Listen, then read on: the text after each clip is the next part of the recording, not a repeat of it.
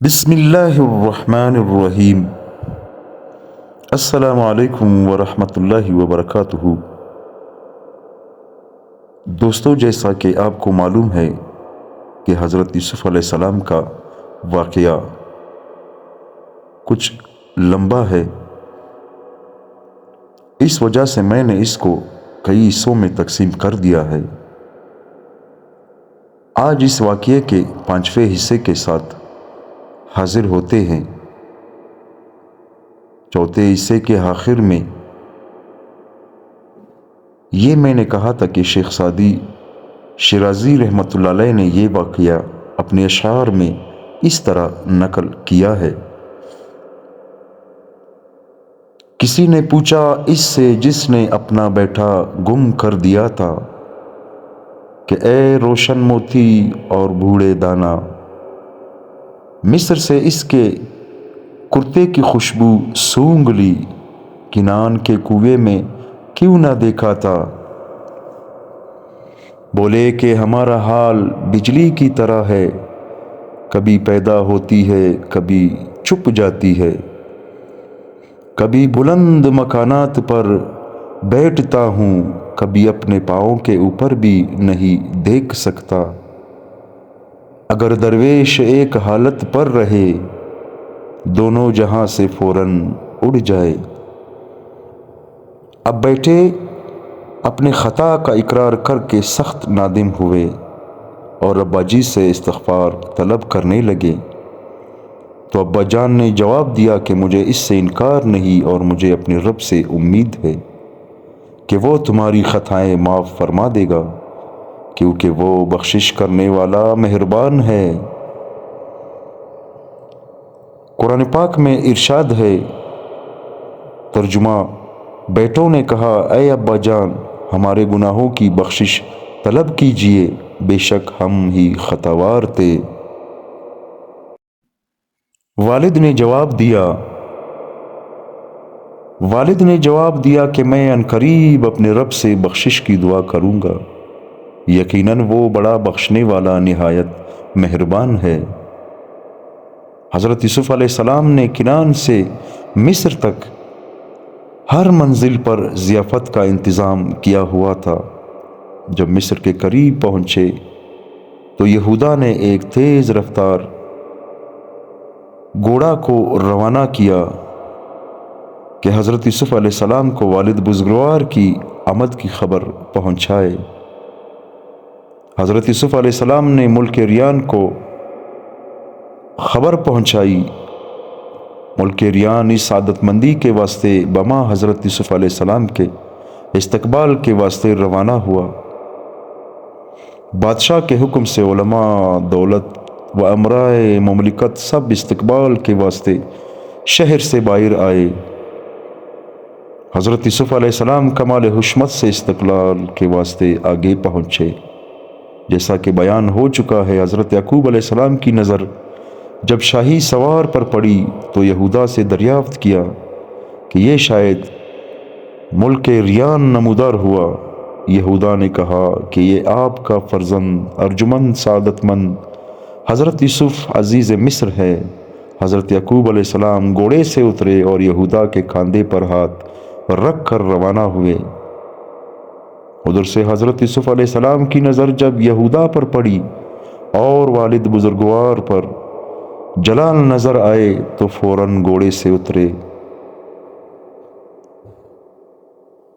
اور پیادہ روانہ ہوا۔ حضرت یوسف علیہ السلام بادشاہ پر سبقت کر کے اپنے بزرگوار والد کو پہنچ آئے۔ حضرت یعقوب علیہ السلام نے حضرت یوسف علیہ السلام کو اپنے سینے سے لگایا اور ایسے روئے کہ دونوں بے ہوش ہو گئے۔ جب ہوش میں آئے تو ملک ریان ابن ولید نے قدم بوسی کی اور تمام ارکان دولت نے استقبال کیا، پھر تخت پر بٹھایا اور تعظیمی سجدہ کیا، جیسا کہ اوپر گزر چکا ہے۔ تفسیر حقانی میں ہے کہ برادران یوسف علیہ السلام کو بادشاہ ریان نے عمدہ قطع زمین مکانات کے واسطے دیا تھا، جس کو عمیس کہتے ہیں۔ اب حضرت یوسف علیہ السلام کے فرمان کے مطابق تمام افراد مصر میں داخل ہو گئے۔ ان کا جس شان سے استقبال کیا گیا وہ آج سے قبل زمین و آسمان کی نگاہوں نے نہیں دیکھا تھا۔ کہتے ہیں کہ جب کنانی قافلہ مصر کے قریب آیا تو حضرت یوسف علیہ السلام استقبال کے لیے آگے چلے گئے اور شاہی حکم کے مطابق شہر کے تمام امراء، وزراء اور ارکان دولت بھی آپ کے ساتھ تھے، اور خود شاہ مصر بھی استقبال کے لیے مصر سے باہر آیا ہوا تھا۔ حضرت یعقوب علیہ السلام کی آمد کے بعد ان کی برکت سے قحط سال ختم ہو گئی۔ ایسے ہی اہل مکہ کی قحط سالی آن حضرت صلی اللہ علیہ وآلہ وسلم کی دعا سے ختم ہو گئی۔ دخول مصر کا واقعہ قرآن میں اس طرح وارد ہے۔ پھر جب یہ سب یوسف کے پاس پہنچے تو یوسف نے اپنے والدین کو اپنے پاس جگہ دی اور استقبال و ملاقات کے بعد کہا کہ آپ سب شہر میں چلیے، انشاءاللہ آپ ہر طرح امن و امان سے رہیں گے، اور اپنے والدین کو تخت پر اونچا بٹھایا۔ تو اس وقت سب کے سب یوسف کے سامنے سجدے میں گرے تو یوسف نے کہا کہ اے ابا جان، یہ میرے اس خواب کی تعبیر ہے جو میں نے پہلے دیکھا تھا۔ میرے رب نے اس کو سچا کر دکھایا، اور اس نے میرے ساتھ اس وقت بڑا احسان کیا جب مجھ کو قید خانے سے نکالا، پھر آپ کو میرے پاس لے آیا، بعد اس کے کہ شیطان نے میرے بھائیوں کے درمیان جھگڑا ڈال دیا تھا۔ بلا شبہ میرا رب جو چاہتا ہے اس کو عمدہ تدبیر سے کرتا ہے، بلا شبہ وہ کمال علم اور کمال حکمت کا مالک ہے۔ سبحان اللہ۔ حضرت یوسف علیہ السلام نے والد صاحب کے سامنے نہ بھائیوں کی شکایت کی، نہ اپنی تکلیف اور مصیبت بیان کی، بلکہ اپنے اوپر گزرنے والے واقعات کو جس خوبی سے چند الفاظ سے بیان کیے وہی قرآن مجید نے نقل کر دیے ہیں۔ اگرچہ بعض مفسرین کے نزدیک حضرت یوسف علیہ السلام کی والدہ پہلے فوت ہو چکی تھی اور مصر میں حضرت یعقوب کے ساتھ آپ کی خالہ تھی، لیکن قرآن مجید کے الفاظ کے مطابق آپ کی والدہ زندہ موجود تھی۔ آپ نے اپنے والدین کو تخت پر بٹھایا۔ اس وقت والدین اور 11 بھائی آپ کے سامنے سجدہ ریز ہو گئے تو آپ نے فرمایا کہ ابا جان، یہ میرے خواب کی تعبیر ہے۔ اس شریعت میں یہ جائز تھا کہ بڑوں کو سلام کرتے وقت لوگ سجدہ بھی کیا کرتے تھے، لیکن ملت محمدیہ میں اللہ تعالیٰ نے سوائے اپنی ذات کے کسی اور کے لیے سجدے کو متعلقاً حرام کر دیا ہے۔ حدیث شریف میں ہے کہ حضرت معاذ ملک شام کو گئے اور وہاں دیکھا کہ شامی لوگ اپنے بڑوں کو سجدہ کرتے ہیں، تو سوچا کہ حضور صلی اللہ علیہ وآلہ وسلم تو سجدے کے سب سے زیادہ حقدار ہے، تو آپ نے حضور کو سجدہ کیا۔ اس واقعے کو ایک شاعر اس طرح ذکر فرماتے ہیں: آئے سفر سے ایک صحابی با وفا، سجدہ کیا رسول اللہ صلی اللہ علیہ وآلہ وسلم کو، لیکن نہ تھی پسند یہ تعظیم کی ادا اللہ کے پیغمبر عالی مقام کو۔ پوچھی جو ان سے وجہ تو بولے کہ بارہا دیکھا ہے رومیوں میں خواص و عوام کو، کرتے ہیں سجدہ وہ بکمال فرتنی، مذہب کے ہادیان و سران عظام کو۔ میرا بھی دل ہوا کہ نبی کے حضور میں لاؤں بجا خصوصی سے اس رسم عام کو، فرمایا یہ طریق نیا لیش یہ عجزی مشروع ہے اگر تو خدائے انام کو، گر غیر حق کے واسطے یہ شیوا نیاز ہوتا رائے شریعت حکام عام کو، کرتا میں عورتوں کو ہدایت کے سجدہ ریز ہو اپنے شوہروں کے حضور احترام کو۔ حضرت یوسف علیہ السلام کو جب کنویں میں ڈالا گیا تو آپ کی عمر اس وقت 17 برس تھی۔ جدائی میں 80 سال گزرے، پھر والدین کی ملاقات کے بعد 23 برس زندہ رہے اور 120 برس کی عمر میں انتقال فرمایا۔ تفسیر حقانی میں ہے کہ بنی اسرائیل کنعان سے 70 کی تعداد میں آئے تھے اور جب نکلے تو 1,70,000 تھے۔ ایک روایت میں ہے کہ جب مصر آئے تو 82 افراد تھے اور جب نکلے 6 لاکھ تھے۔ بادشاہ ریان نے برادران یوسف کو تمام مصر میں سب سے بہترین جگہ دی جس کو امیس کہتے تھے۔ اب سب برادران اور یوسف علیہ السلام خوشی سے زندگی بسر کرنے لگے۔ حضرت انس رضی اللہ تعالیٰ عنہ فرماتے ہیں کہ جب سارا خاندان مصر میں جمع ہو گیا تو برادران یوسف علیہ السلام نے ایک دن آپس میں مشورہ کیا کہ ہم نے ابا جی کو جتنا ستایا ہے وہ ظاہر ہے اور بھائی یوسف علیہ السلام پر جو ظلم توڑے ہیں وہ بھی ظاہر ہے۔ اب اگر دونوں بزرگ ہمیں کچھ نہ کہے اور ہماری خطاؤں سے درگزر کرے، لیکن کچھ خیال بھی ہے کہ خدا کے ہاں ہماری کیسی حالت ہوگی۔ آخر یہ بات ٹھہری کہ آؤ ابا جی کے پاس چلے اور ان سے التجا کرے۔ چنانچہ سب مل کر آپ کے پاس آئے۔ اس وقت حضرت یوسف علیہ السلام بھی اپنے والد ماجد کے پاس بیٹھے تھے۔ آتے ہی انہوں نے یک زبان کہا کہ حضور، ہم آپ کے پاس ایک ایسے اہم کام کے واسطے آئے ہیں کہ اس سے اہم کام کے واسطے کبھی بھی اس سے پہلے ہم نہیں آئے۔ اے ابا جی اور اے بھائی صاحب، ہم اس وقت ایسی مصیبت میں مبتلا ہے اور ہمارے دل اس قدر کپکپا رہے ہیں کہ آج سے پہلے ہماری ایسی حالت کبھی بھی نہیں ہوئی۔ الغرض کچھ اس طرح نرمی ولجاہت کی کہ دونوں بزرگوں کا دل بر آیا۔ ظاہر ہے کہ انبیاء کے دلوں میں تمام مخلوق سے زیادہ رحم اور نرمی ہوتی ہے۔ دریافت کیا کہ آخر تم کیا کہتے ہو اور ایسی تم پر کیا مصیبت درپیش ہے؟ سب نے کہا کہ آپ کو خوب معلوم ہے کہ آپ کو ہم نے کس قدر ستایا ہے اور بھائی صاحب پر کیسے کیسے ظلم اور ستم ڈھائے ہیں۔ دونوں نے کہا ہاں معلوم ہے۔ پھر عرض کیا کہ یہ درست ہے کہ آپ دونوں نے ہمارے قصور معاف کر دیے؟ دونوں نے کہا ہاں بالکل درست ہے، ہم نے دل سے معاف کر دیا ہے۔ تب انہوں نے عرض کیا کہ آپ کا معاف کرنا بھی بے سور ہے جب تک کہ پروردگار جل جلالہ ہمیں معاف نہ کرے۔ پوچھا پھر ہم سے کیا چاہتے ہو؟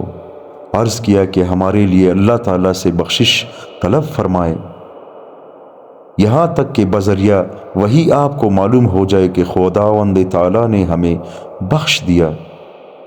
پھر البتہ ہماری آنکھوں میں نور اور دل میں سرور آ سکتا ہے، ورنہ ہم تو دونوں جہاں میں برباد ہوئے۔ اسی وقت آپ کھڑے ہو گئے، قبلہ کی طرف متوجہ ہوئے۔ حضرت یعقوب علیہ السلام کے پیچھے حضرت یوسف علیہ السلام کھڑے ہوئے اور بڑی ہی خشوع و خضوع سے جناب باری تعالیٰ میں گڑ گڑا کر دعائیں شروع کی۔ حضرت یعقوب علیہ السلام دعا کرتے ہیں اور حضرت یوسف علیہ السلام آمین کہتے ہیں کہ 20 سال تک یہ دعا مقبول نہ ہوئی تھی۔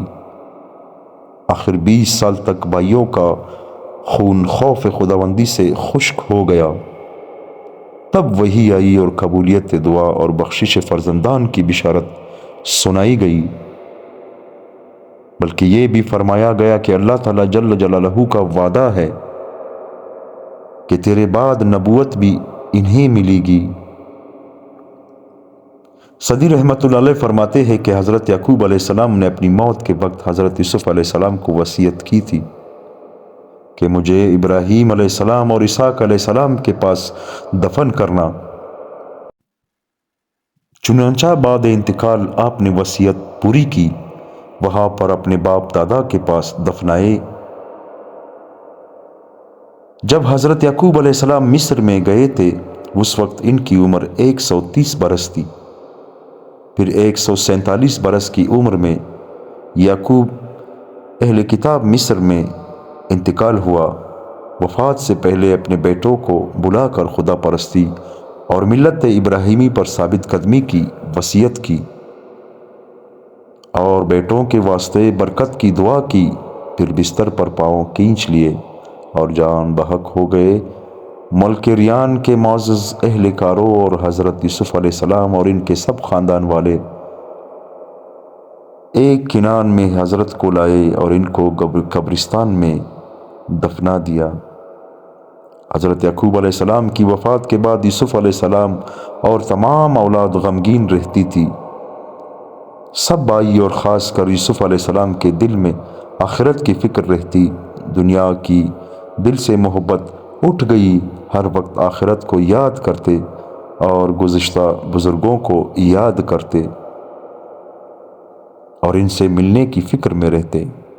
شب و روز یہی فکر رہتی۔ پروردگار عالم جل جلالہ نے اپنے فضل و کرم سے پھر سب کو ملا بھی دیا۔ یوسف علیہ السلام کی وفات۔ جب حضرت یوسف علیہ السلام کو نبوت مل گئی اور بادشاہت بھی مل چکی اور دکھ درد بھی مٹ گئے، ماں باپ اور بھائیوں سے بھی ملاقات ہو گئی، پھر اللہ تعالیٰ سے اس طرح دعا کرتے ہیں: اے میرے رب، تو نے مجھ کو ایک بڑا حصہ دیا اور خوابوں کی تعبیر کا علم بھی عطا فرمایا۔ اے آسماں و زمین کے پیدا کرنے والے، تو ہی دنیا و آخرت میں میرا کارساز ہے۔ تو مجھ کو اسلام کی حالت میں وفات دے اور مجھ کو مرنے کے بعد نیک لوگوں کے ساتھ ملا دے۔ الہی جیسے دنیاوی نعمتیں پوری کی ہے، اخروی نعمتیں بھی پوری فرما۔ جب بھی موت آئے تو اسلام اور تیری فرمان برداری پر آئے اور میں نیک لوگوں میں اور نبیوں اور رسولوں میں ملا دیا جاؤں۔ حضرت قتادہ رحمۃ اللہ علیہ کا قول ہے کہ جب آپ کے تمام کام پورے ہو گئے اور آنکھیں ٹھنڈی ہو گئی، ملک و مال، عزت و آبرو، خاندان، برادری اور بادشاہت سب کچھ مل گیا، تو پھر آپ کو صالحین کی جماعت میں پہنچنے کا شوق پیدا ہوا۔ حضرت ابن عباس رضی اللہ تعالیٰ عنہ فرماتے ہیں کہ کسی نبی نے بغیر حضرت یوسف علیہ السلام کے پہلے موت نہیں طلب کی، اور یہی سب سے پہلے اس کی دعا مانگنے والے تھے۔ ہو سکتا ہے کہ ان کے دین میں موت کی دعا جائز ہو، ہمارے ہاں تو سخت ممنوع ہے۔ مسند میں ہے، رسول اللہ صلی اللہ علیہ وآلہ وسلم نے فرمایا کہ تم میں کوئی بھی کسی سختی اور ضرر سے گھبرا کر موت کی آرزو نہ کرو۔ غرض یہ کہ حضرت یوسف علیہ السلام کی اس دعا سے مقصد یہ تھا کہ جب بھی موت آئے تو اسلام پر آئے اور نیکوں میں مل جاؤں، یہ نہیں کہ اسی وقت اپنی موت مانگی ہو، جیسا کہ یہ دعا ہماری ہوتی ہے کہ پروردگار عالم ہم کو اسلام پر موت دے۔ اس کا بھی یہی مطلب ہوتا ہے کہ جب بھی مرے اسلام پر مرے اور نیکوکاروں میں ملا دے۔ اور اگر یہ ہی مراد ہو کہ واقعی آپ نے اسی وقت موت مانگی ہو، ممکن ہے کہ موت مانگنی اس وقت کی شریعت میں جائز ہو۔ اس شریعت میں موت مانگنی جائز نہیں۔ بخاری اور مسلم شریف کی حدیث ہے کہ تم میں سے کوئی بھی کسی سختی کے نازل ہونے کی وجہ سے موت کی تمنا نہ کرو۔ اگر وہ نیک ہے تو اس کی زندگی اس کی نیکیاں بڑھائے گی، اور اگر وہ برا ہے تو بہت ممکن ہے کہ زندگی میں کسی وقت توبے کی توفیق ہو جائے، بلکہ یوں کہے کہ اے اللہ، جب تک میرے لیے حیات بہتر ہے تو مجھے زندہ رکھ، دنیاوی فتنوں کے وقت موت کی تمنا جائز ہے۔ حضرت امام بخاری رحمۃ اللہ علیہ پر جب فتنوں کی زیادتی آئی اور دین کا سنبھلنا مشکل ہو گیا اور امیر خراسان کے ساتھ بڑے بڑے مورکے پیش آئے، تو انہوں نے موت مانگی، اور یوسف علیہ السلام کا وقت جب آ گیا تو ان کو خوشبودار تابوت میں رکھ دیا۔ جب حضرت موسیٰ علیہ السلام کا زمانہ آ گیا تو بنی اسرائیل مصر سے نکلے تو اس تابوت کو ساتھ لے گئے اور اپنے آباء و اجداد کی سرزمین میں سپرد خاک کر دیا۔ حضرت یوسف علیہ السلام کے بارے میں جناب سرور کائنات حضرت محمد صلی اللہ علیہ وآلہ وسلم نے فرمایا یعنی یوسف بن یعقوب بن اسحاق بن ابراہیم علیہ السلام، جب حضرت یوسف علیہ السلام کی عمر مبارک 120 برس ہوئی تو آپ نے اپنے بیٹوں افراہیم اور منشا کے بیٹے بھی دیکھے۔ بقول بعض اہل سیر ایک رات خواب دیکھا کہ ایک نہایت پرفضا جگہ ہے، عالم قدس میں، وہاں چند کرسیاں رکھی ہے، ایک پر حضرت ابراہیم علیہ السلام بیٹے ہیں اور ایک پر حضرت اسحاق علیہ السلام اور ایک پر حضرت یعقوب علیہ السلام اور ایک کرسی خالی ہے، گویا کہ ان کا انتظار ہے۔ اور حضرت یعقوب علیہ السلام رو کر حضرت یوسف علیہ السلام سے لپٹ گئے اور فرمایا کہ اے فرزند، کب تک اپنی راہ دکھائے گا، ہم تیرے مشتاق بیٹے ہیں۔ جب حضرت یوسف علیہ السلام کی آنکھ کھلی تو آپ کی روح پر عالم قدس میں اپنے بزرگوں سے ملنے کی ایک سخت بے قراری تھی۔ جس طرح پرندہ قفس میں، آخر وفات کے بعد حضرت یوسف علیہ السلام کی وصیت کے مطابق آپ کو خوشبو میں بسا کر سنگ مرمر کے صندوق میں دفنایا، بعض کے نزدیک دریا میں رکھا۔ 100 سال کے بعد دوسرا فرعون جبار ہوا، حضرت موسیٰ علیہ السلام کے وقت کا، پھر حضرت موسیٰ علیہ السلام نے اس صندوق کو نکال کر فلسطین میں آپ کے اجداد کے پاس دفنایا۔ حضرت یوسف علیہ السلام کی عمر مبارک ابن کثیر اور معارف القرآن میں ہے کہ 120 سال تھی، اور قصص القرآن اور حقانی میں ہے کہ 110 سال بتاتے ہیں۔ بی بی زلیخا سے 2 فرزند افراہیم اور منشا اور ایک لڑکی جس کا نام رحمت بنت یوسف ہے۔ ان کا نکاح حضرت ایوب علیہ السلام سے ہوا تھا جس نے بیماری میں ان کی خدمت کی تھی، اور افراہیم کی اولاد میں یوشع بن نون پیدا ہوئے جو حضرت موسیٰ علیہ السلام کے رفیق تھے۔ ابن اسحاق نے حضرت عروہ ابن زبیر کی روایت سے بیان کیا ہے کہ جب حضرت موسیٰ علیہ السلام کو حکم ہوا کہ بنی اسرائیل کو ساتھ لے کر مصر سے نکل جائے تو بذریعہ وحی اللہ تعالیٰ نے ان کو حکم دیا کہ حضرت یوسف علیہ السلام کو مصر میں نہ چھوڑیں بلکہ ملک شام میں لے جا کر اپنے ابا و اجداد کے پاس دفن کریں۔ اسی حکم کے مطابق حضرت موسیٰ علیہ السلام نے تفتیش کر کے معلوم کیا کہ دریائے نیل میں سنگ مرمر کے تابوت میں ہے، پھر آپ ان کو فلسطین میں لے گئے اور حضرت اسحاق علیہ السلام اور حضرت یعقوب علیہ السلام کے برابر دفن کر دیا۔ حضرت یوسف علیہ السلام کے بعد قوم عمالقہ مصر پر مسلط ہو گئے۔ بنی اسرائیل مصر میں غیر ملکی تصور کیے جاتے اور ان پر قسم قسم کے عذاب اور ایذائیں دی جاتی تھی، یہاں تک کہ حضرت موسیٰ علیہ السلام کے ذریعے اللہ تعالیٰ جل جلالہ نے ان کو اس عذاب سے نکالا۔ ربنا تقبل منا انک انت السمیع العلیم۔ دوستو، حضرت یوسف علیہ السلام کا واقعہ یہی پر اختتام کو پہنچا۔ اللہ تعالیٰ ہم سب کو عمل کرنے کی توفیق عطا فرمائے۔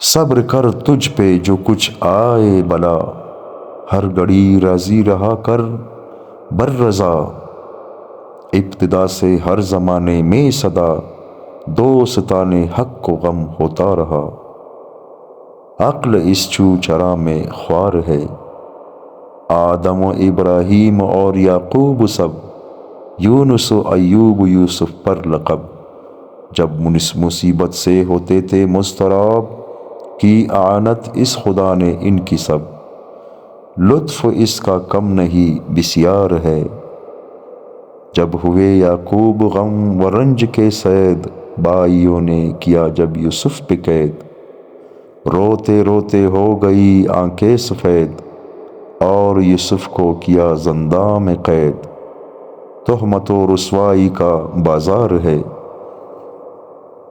باپ یوسف کو ابھی بھولا نہ تھا، ابن یامین کا ایک اور صدمہ ہوا، ہو گئے مستر کہا واحد تھا، صبر دے مولا یہ سخت آئی بلا، اب زمانہ در پہ آزار ہے، قوت مغز عبادت ہے دعا، سب گناہوں کی شفاعت ہے دعا، بخشتی قرضوں سے راحت ہے دعا، دافع ہر درد و آفت سے ہے دعا، مانگ حق سے جو تجھے درکار ہے، حال بیماری کا تعین پر آیا، جب ملے یوسف تو غم و رنج کہاں، مصر میں آئے وہ صدوم شادماں، اور چھوڑا سب نے وہ شہر کنا، یہ حدیث و آیت اخبار ہے، دی ذبیح اللہ کو اس نے اماں، قصہ یوسف بھی ہے سب پر عیاں، بادشاہی بخشی ان کو بے گماں، کھو دیا ان سے غلامی کا نشاں، دل میں سوچو یہ اسی کا کار ہے۔ اللہ تعالی ہم سب کو عمل کرنے کی توفیق عطا فرمائے، آمین ثم آمین۔